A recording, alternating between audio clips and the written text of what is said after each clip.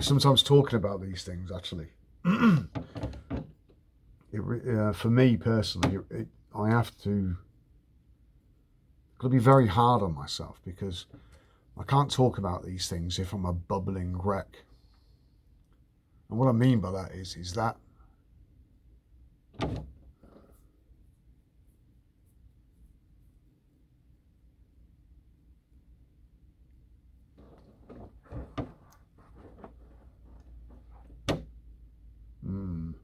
it's experienced as a joy.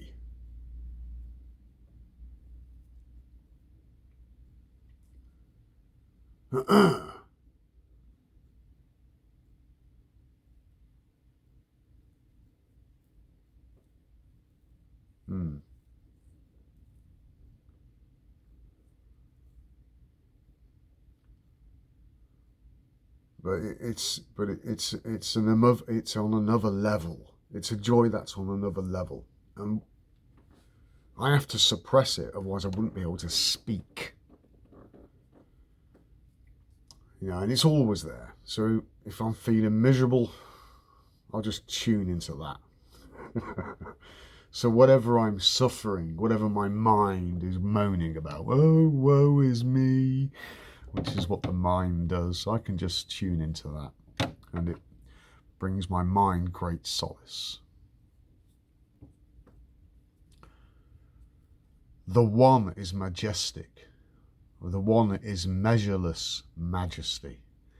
Chief of all realms, producing all realms, light producing light, life producing life, blessedness producing blessedness, knowledge producing knowledge, good producing goodness, mercy producing mercy, generous producing generosity. It does not possess these things. It gives forth light beyond measure, beyond comprehension. What can I say? His realm is eternal, peaceful, silent, resting before everything.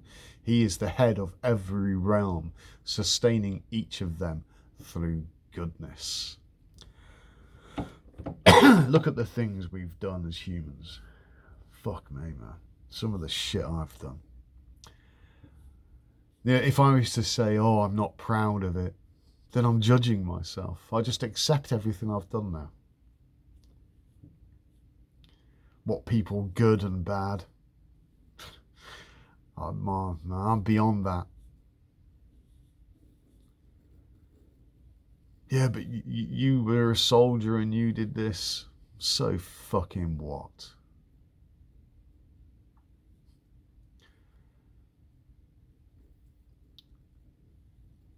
Righteousness in the eyes of who? Who's judging? It's funny, I watch some of these yogis. Shunyamurti. That bloke gets on my fucking tits. With all his piety and his softly spoken words. Titles like God's grace, great reset will happen soon and everyone will get what they want. And I watch him and I think, yeah, the big fucking bribe. I don't trust those cunts.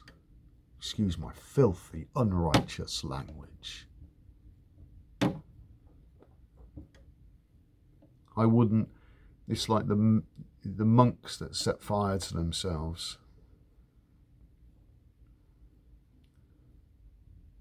Fucking stupidity of that.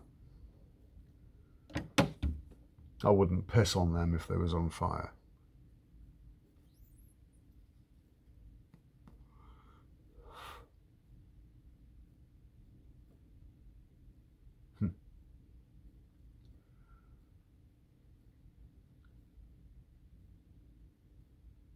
Perhaps I should put on a little show of being righteous, of being pious.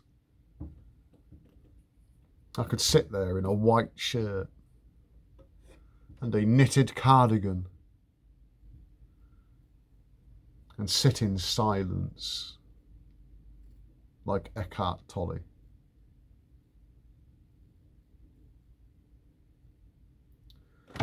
Wear a little skull cap.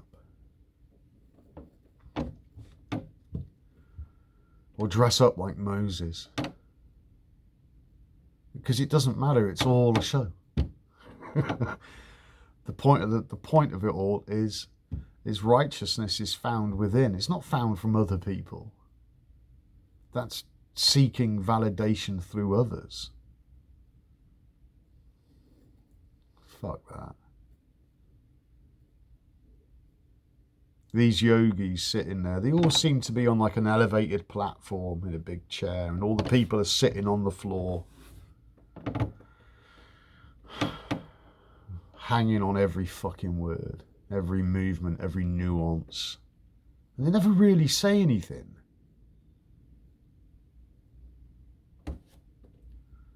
Whispering sweet nothings, giving the people milk. You can't chew the cud on milk.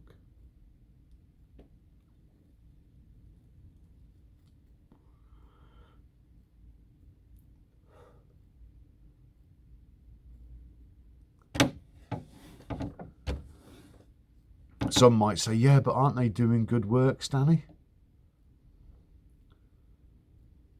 Yeah, but for who? Who are they serving? They have these Isha centres. People pay a lot of money to go there, you know, to experience what they call the Enlightenment. But you can do this at home. It's got nothing to do with fucking money. This is your birthright. You was born with it. You already have it. Now fucking find it. It's inside you. It's always been there. If it wasn't there, you wouldn't be here. You have consciousness, don't you? You can see and hear. Perhaps you might want to sharpen those skills to be able to see more, hear more. For those with eyes to see and ears to hear.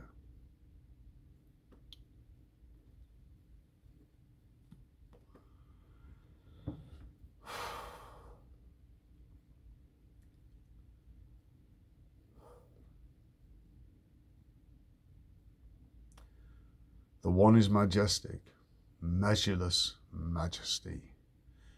Chief of all realms, producing all realms. Light producing light. Life producing life. Light is consciousness. Consciousness begets life. Blessedness producing blessedness.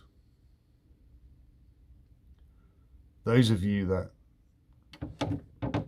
inwardly know and have experienced what I'm talking about, you're blessed.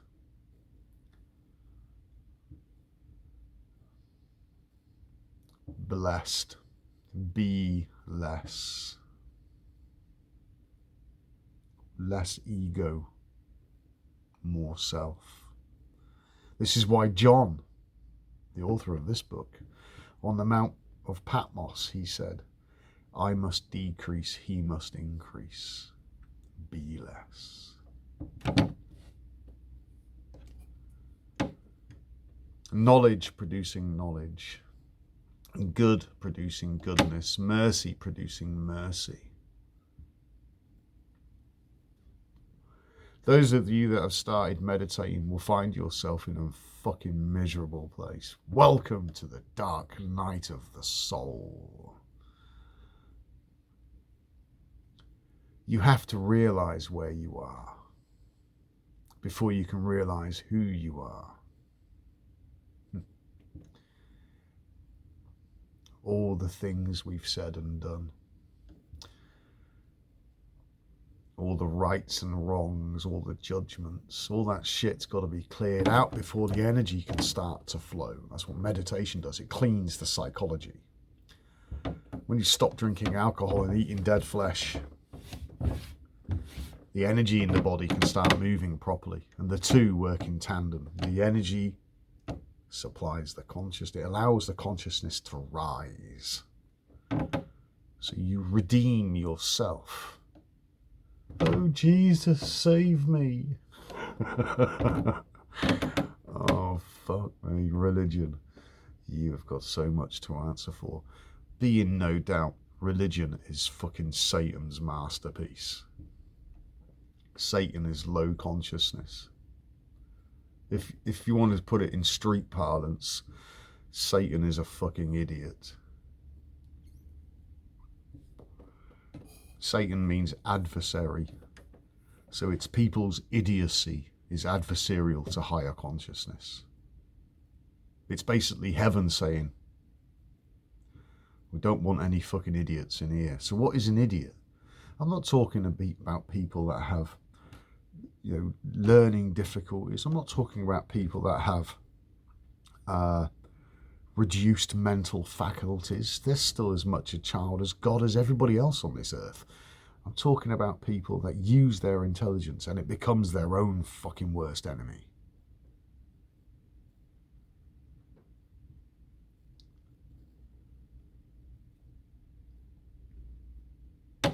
Because they can't understand simple allegory and simple metaphor. And that is the sign of an idiot. What's that saying? It is harder to tell the fooled that they have been fooled, something like that. Satan, the great deceiver. Satan deceived the world. Yeah. Generous, producing generosity, because it's the gift that keeps on giving life. Yeah, but we all die, Danny. Yeah, but if you haven't realised who you are, if you're not known, if you're an orphan, then you have used the name in vain. What's the name? It's your own specific DNA.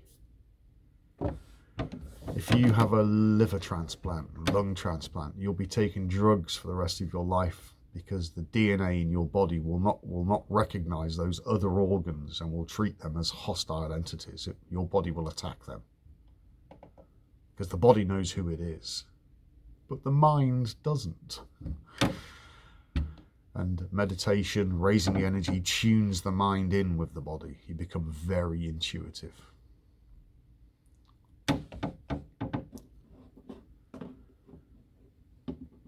And it's a gift. And it's given freely. You're experiencing it now. If you wasn't, you'd be dead.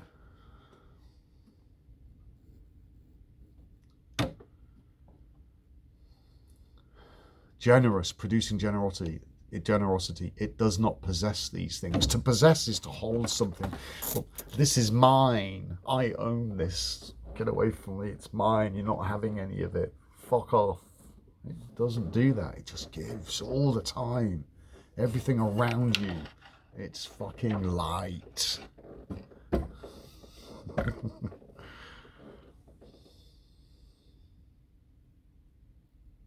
When you experience it inwardly, it's glorious.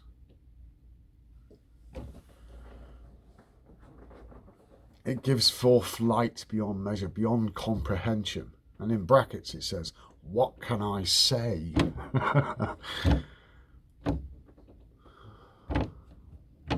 His realm is eternal, peaceful, silent, resting before everything, which is indicative of the seventh day. On the seventh day, God rested.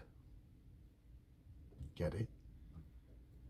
The seventh day is the pineal gland. 7, perfection. God rests.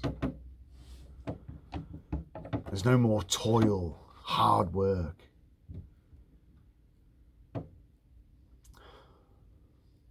He is the head of every realm, sustaining each of them through goodness. My Father is good.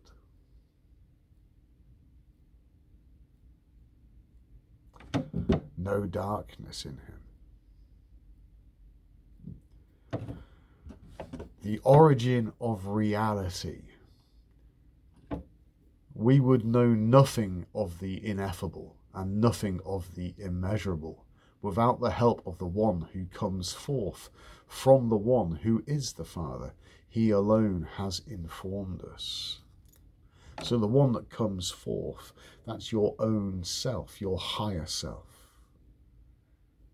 You raise the Kundalini, you fire this up.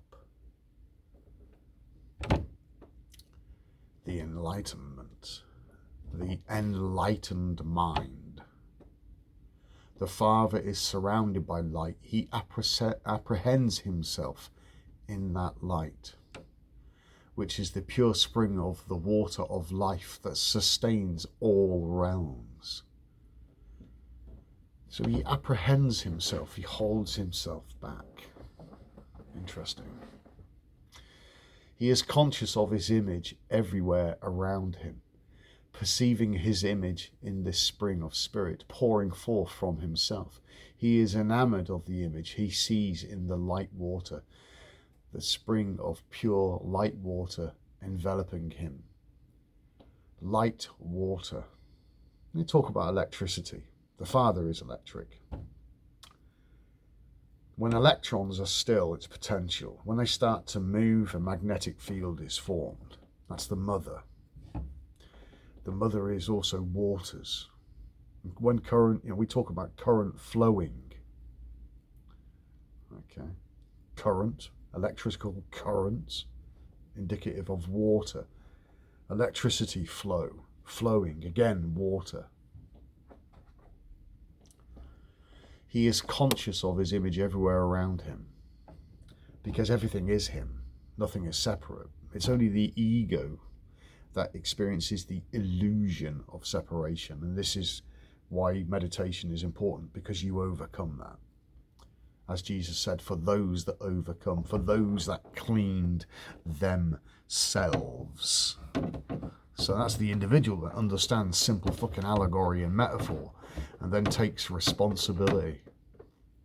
And then, of course, there's the other people that hear this and they don't do anything. They love the lie. They cling to willful ignorance. So everybody will know the truth ultimately, but they will remain willfully ignorant. It's deliberate. They don't want to know.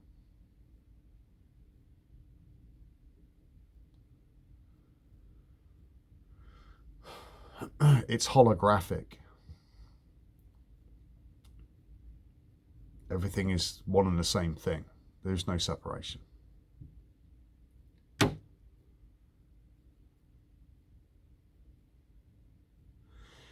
His self-aware thought came into being, appearing to him in the effulgence of his light. She stood before him. This, then, is the first of the powers prior to everything, arising out of the mind of the Father. The providence of everything, her light, reflects his light. Electromagnetism. Electro, Father, magnetism, Mother, produces light. Mother, Father, Son, the Holy Trinity. Whole, the three become one. They're the one and the same thing. She is from his image, in his light, perfect in power, image of the invisible, perfect, virgin spirit. Spirit is consciousness. Jesus, the groom, comes to pick up his bride. Sleeping Beauty. The 7 dwarfs. Jesus rises up. The 7 glands of the endocrine system, or the 7 chakras, or the 7 seals of the book of Revelation. And the prince corrects the subconscious mind, makes her divine. Sleeping Beauty wakes up after being kissed by the prince.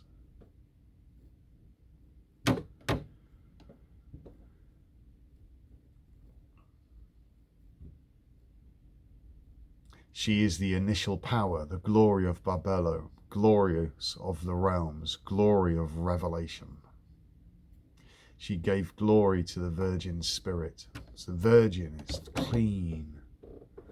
We're not talking about sex now. We're talking about the subconscious mind being cleaned out of all the Babylonian shit. The whore of Babylon is gone. The whore of Babylon has been kissed by the prince, and she's a damsel in distress, and she's been rescued. You see? Saved from the dragon.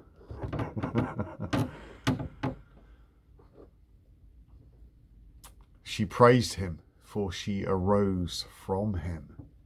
Get it? This is why Jesus said, I will leave you the Comforter. This, the first thought in the Spirit's image. She is the universal womb. She is before everything. She is Mother, Father, first man, Holy Spirit, thrice male, thrice powerful, thrice named. Oh, that smacks of Hermes Trismegistus. Hermes, the messenger. Jesus, same thing. Thrice majestic, the Trinity. Androgynous, eternal realm. This is why I say when I'm talking about man, I say it's not about like man, those people that are adorned with a penis. It's not about that. It's about psychology. So it's androgynous. All of us are male and female. We have male and female aspects. You know, we are driven by hormones. Like men are more aggressive, more focused, more direct. Whereas females are more emotional and they're more rounded, and they go about things in a slightly indirect way. That's just the nature. You know, one is the protector, provider. One is the nurturer, protector. So two different roles, but both equal. One complements the other. But within the individual, you have a male and female. The male is the ego intellect, and the female is the subconscious. And when there's a balance between the two, there'll be peace in the house. And fuck me, don't we all come from noisy houses? Okay, now. She, Babello, asked the Virgin Spirit for foreknowledge, intuition. The Spirit agreed. Consciousness, it agreed. Foreknowledge came forth and stood by Providence, the eye of Providence. This one came through the invisible Virgin Spirit's thought. Foreknowledge gave glory to the Spirit. So look, I know things are going to happen before they happen. Don't ask me how I know, I just know. I don't know how it works. Fucking hell. I'm just a benefactor of it. So when something's happening and then it, you know, like in here, and then it actually happens, I chuckle to myself. It doesn't surprise me anymore. I'm kind of used to it now. But that's what happens when you're walking with God, like Enoch. Things happen, then you realize, you know, and I've been saying this for a few years as well, when life happens for you and not to you, then you'll know that you're a child of God without the religious connotations. I can't stress this enough. I fucking hate religion. It's the stupidest fucking thing in the universe. Alright, and I won't give it any credit whatsoever. None. It's killed more souls than any war, any gun, any bomb.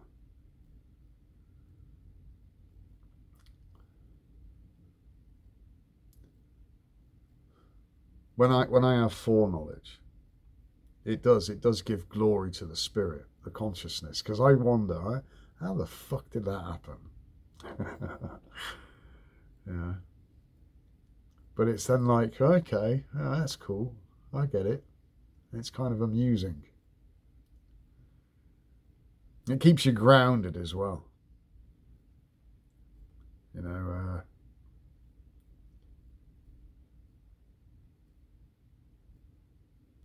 there's things I could do but won't.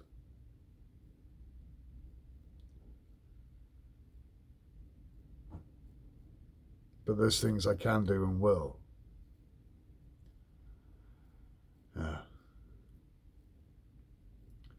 And to Barbello, the spirit's perfect power, for she was the reason that it had come into being.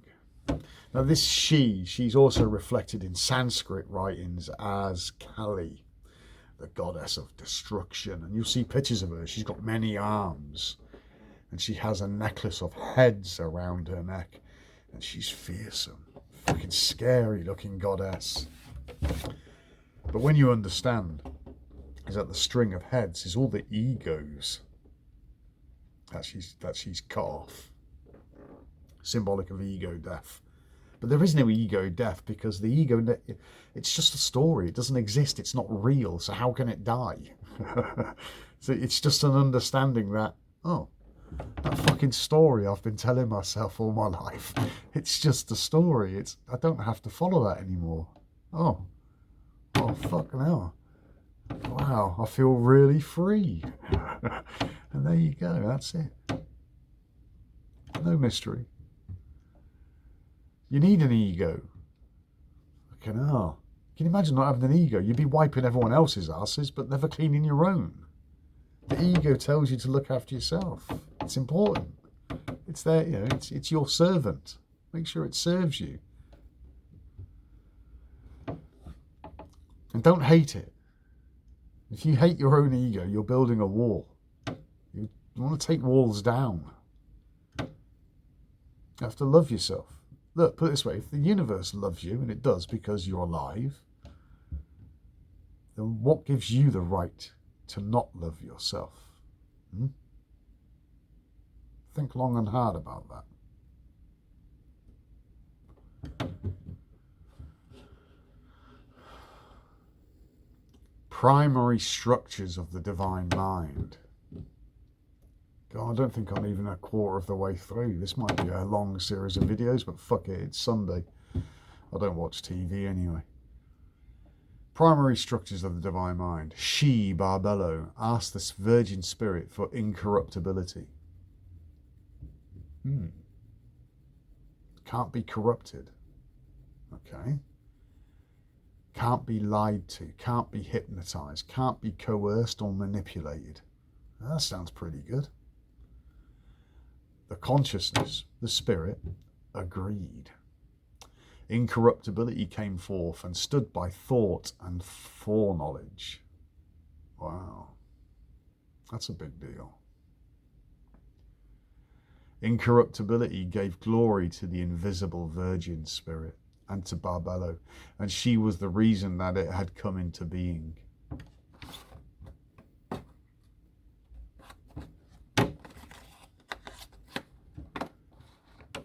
She asked for everlasting life. The spirit agreed. Fucking hell. Let's just talk about her for a moment. So she's turned around to the Father, the Creator, and said, can you make me incorruptible, please? And he said, yeah, sure, why not? Well, that's pretty cool.